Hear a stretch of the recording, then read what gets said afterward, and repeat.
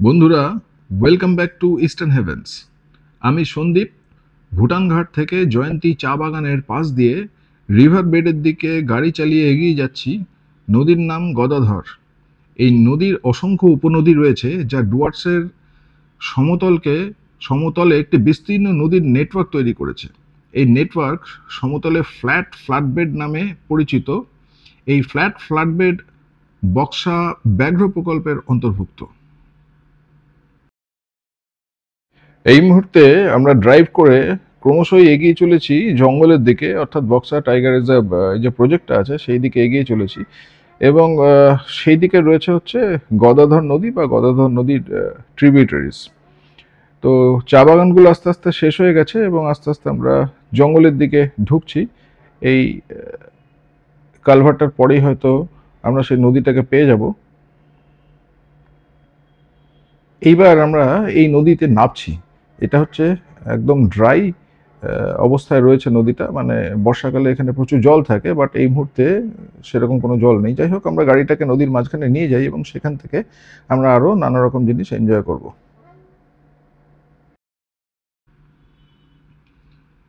দেখুন নদীটা কত বিস্তীর্ণ আর চারিদিকে ঘন জঙ্গলে ঘেরা।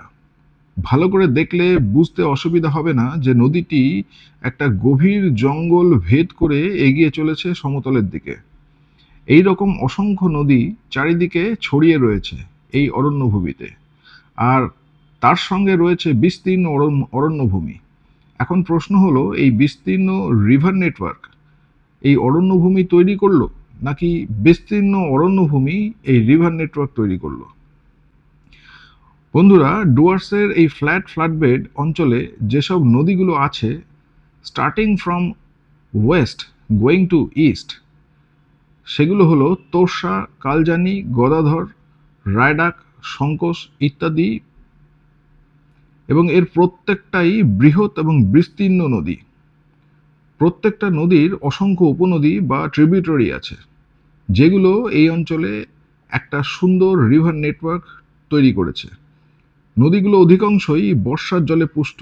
বর্ষায় নদীগুলো ফুলে ফেঁপে ওঠে আর সমস্ত এলাকা ধরে প্লাবন সৃষ্টি করে।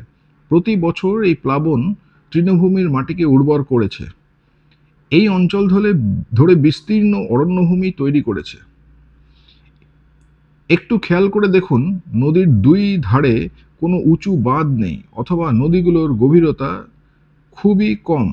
এর ফলে বর্ষার সময় একসঙ্গে অনেক পরিমাণ জলস্রোত চলে এলে নদীর দুই ধার ভাসিয়ে দেয়।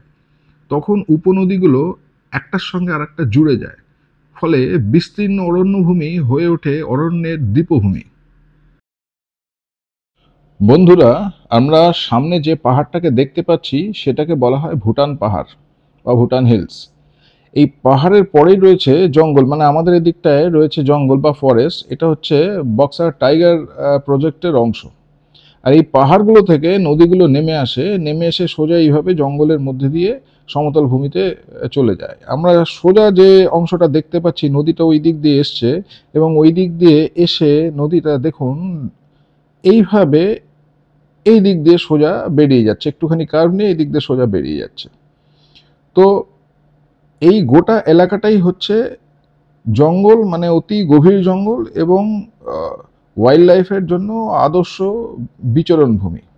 এখানে মানুষজনের সংখ্যা খুব কমই, মানে এখানে কোনো ভিলেজ বা এই জাতীয় কিছু থাকে না, এবং নদীগুলো খুব চওড়া হয়ে বিশাল পরিমাণ রিভার নেটওয়ার্ক তৈরি করে জঙ্গলের মধ্যে দিয়ে প্রবাহিত হয়। তো এই জায়গাটা দেখতে এবং এনজয় করতে বেশ সুন্দর।